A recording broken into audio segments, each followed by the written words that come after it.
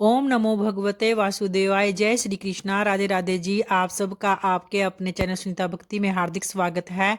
भगवान श्री हरि आपकी समस्त मनोकामनाएं पूर्ण करे। तो दोस्तों, आज है फाल्गुन मास के शुक्ल पक्ष की आमलकी एकादशी। तो आप सभी भक्तजनों को आमलकी एकादशी के पावन पर्व की हार्दिक शुभकामनाएं। और आइए, आज इस वीडियो में आप सुनने वाले हैं आमलकी एकादशी की पावन व्रत कथा। भक्तों, आमलकी एकादशी जो भगवान श्री विष्णु जी तथा माता लक्ष्मी को समर्पित है। इस दिन भगवान विष्णु और माता लक्ष्मी के साथ आंवले के वृक्ष की भी पूजा करने का विधान माना गया है। तो इसी दिन पूजा के साथ साथ आपको आमलकी एकादशी व्रत कथा का पाठ भी जरूर करना चाहिए। ऐसा करने से भगवान विष्णु की कृपा प्राप्त होती है और साथ ही सुख समृद्धि की भी प्राप्ति होती है। तो आइए, आज आप सुनने वाले हैं आमलकी एकादशी की संपूर्ण व्रत कथा।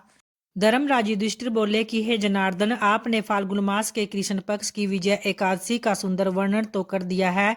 कृपा करके अब आप हमें फाल्गुन मास के शुक्ल पक्ष की एकादशी का क्या नाम है तथा उसकी क्या विधि है, कृपा करके आप मुझे यह सब बतलाइए। तो इस पर भगवान मधुसूदन बोले कि हे राजन, फाल्गुन मास के शुक्ल पक्ष की एकादशी का नाम आमलकी एकादशी है। इस व्रत के करने से समस्त पाप नष्ट हो जाते हैं तथा इसके प्रभाव से 1000 गोदान का फल भी प्राप्त होता है।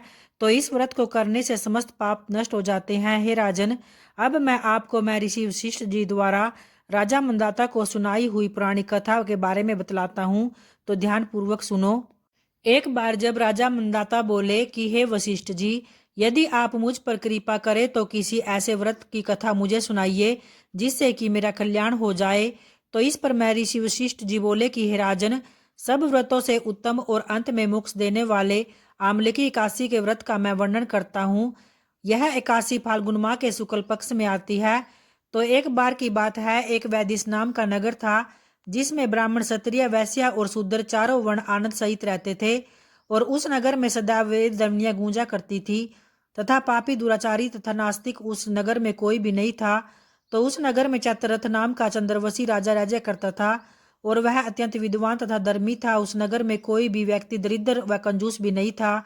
सभी नगरवासी विष्णु भक्त थे और आबाल वृद्ध, स्त्री पुरुष एकादशी का व्रत किया करते थे। फिर एक समय जब फाल्गुन मास के शुक्ल पक्ष की आमलकी एकादशी आई, तो उस दिन राजा, प्रजा तथा बाल वृद्ध सब ने हर्षपूर्वक व्रत किया हुआ था। राजा अपनी प्रजा के साथ मंदिर में जाकर पूर्ण कुंभ स्थापित करके धूप, दीप, नैवेद्य, पंचरत्न आदि से दात्री आंवले का पूजन करने लगे और इस प्रकार स्तुति करने लगे कि हे दात्री, तुम ब्रह्म स्वरूप हो, तुम ब्रह्मा जी द्वारा उत्पन्न हुई हो और समस्त पापों का नाश करने वाली हो। अतः हे माँ, तुमको नमस्कार है। अब तुम मेरा अर्घ स्वीकार करो। तुम श्री रामचंद्र जी द्वारा सम्मानित हो, मैं आपकी प्रार्थना करता हूँ। अतः आप मेरे समस्त पापों का नाश करें। तो उस मंदिर में सब ने रात्रि में जागरण किया और रात्रि के समय वहां पर एक बहेलिया आ गया जो अत्यंत पापी और दुराचारी था। वह अपने कुटुंब का पालन जीव हत्या करके किया करता था। तो भूख और प्यास से अत्यंत व्याकुल वह बहेलिया इस जागरण को देखने के लिए मंदिर के एक कोने में बैठ गया और विष्णु भगवान तथा एकादशी महात्म्य की कथा सुनने लगा।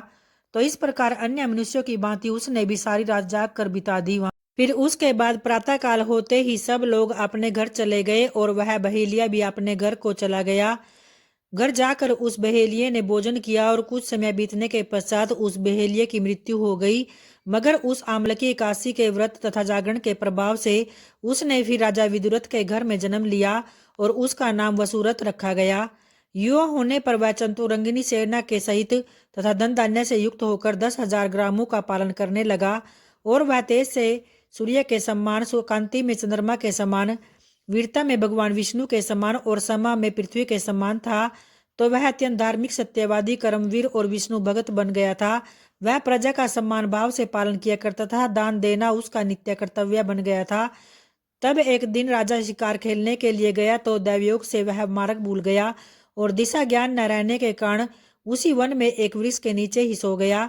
थोड़ी देर बाद जब वहां पहाड़ी मलेच्छ आ गए तो राजा को अकेला देखकर मारो मारो शब्द करते हुए राजा की ओर दौड़ने लगे।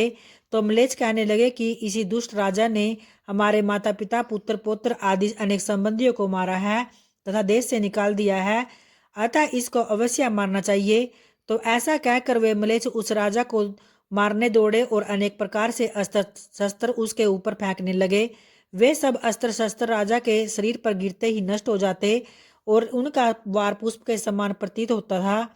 अब उन म्लेच्छों के अस्त्र शस्त्र उल्टा उन्हीं पर प्रहार करने लगे थे, जिससे कि वे मूर्छित होकर गिरने लगे। और उसी समय राजा के शरीर से एक दिव्य स्त्री उत्पन्न हुई, और वह स्त्री अत्यंत सुंदर होते हुए भी उसकी भ्रुकुटी टेढ़ी थी। उसकी आंखों से लाल लाल अग्नि निकल रही थी, जिससे कि वह दूसरे काल के समान प्रतीत हो रही थी। वह स्त्री म्लेच्छों को मारने दौड़ी और थोड़ी ही देर में उसने सब म्लेच्छों को काल का ग्रास बना दिया।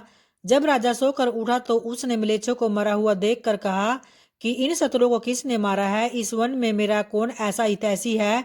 कि वह ऐसा विचार ही कर रहा था कि आकाशवाणी हो गई कि हे राजा, इस संसार में विष्णु भगवान के अतिरिक्त कौन तेरी सहायता कर सकता है?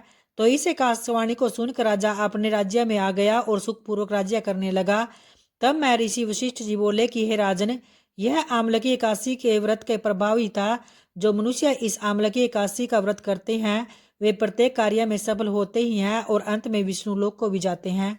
तो प्रेम से बोलिए भक्तों, भगवान श्री हरि विष्णु की जय, माता लक्ष्मी की जय। और आइए अब भगवान विष्णु का ध्यान करते हुए उनकी आरती का उच्चारण करते हैं। ओम जय जगदीश हरे, स्वामी जय जगदीश हरे। भक्त जनों के संकट क्षण में दूर करे, हरिओम जय जगदीश हरे। जो ध्यावे फल पावे, दुख बिन से मन का। सुख संपत्ति घर आवे, कष्ट मिटे तन का, हरिओम जय जगदीश हरे। मात पिता तुम मेरे, शरण गहूँ मैं किसकी। तुम बिन और न दूजा, आश करूं जिसकी, हरिओम जय जगदीश हरे। तुम पूर्ण परमात्मा, तुम अंतर्यामी। पार ब्रह्म परमेश्वर, तुम सबके स्वामी, हरिओम जय जगदीश हरे। तुम करुणा के सागर, तुम पालन करता। मैं मूर्ख खल कामी, कृपा करो भरता, हरिओम जय जगदीश हरे। तुम हो एक अगोचर, सबके प्राणपति। किस विधि मिलूं दया मैं तुमको, मैं कुमति, हरिओम जय जगदीश हरे। दीन बंधु दुख हरता, ठाकुर तुम मेरे। अपने हाथ उठाओ, द्वार पड़ा तेरे, हरिओम जय जगदीश हरे। विषय विकार मिटाओ, पाप हरो देवा। श्रद्धा भक्ति बढ़ाओ, संतन की सेवा, हरिओम जय जगदीश हरे। तन मन धन और संपत्ति सब कुछ है तेरा। तेरा तुझको अर्पण क्या लागे मेरा, हरिओम जय जगदीश हरे। श्री जगदीश्वर जी की आरती जो कोई नर गावे। कहत शिवानंद स्वामी, मन वांछित फल पावे। ओम जय जगदीश हरे। जय श्री हरि। धन्यवाद दोस्तों।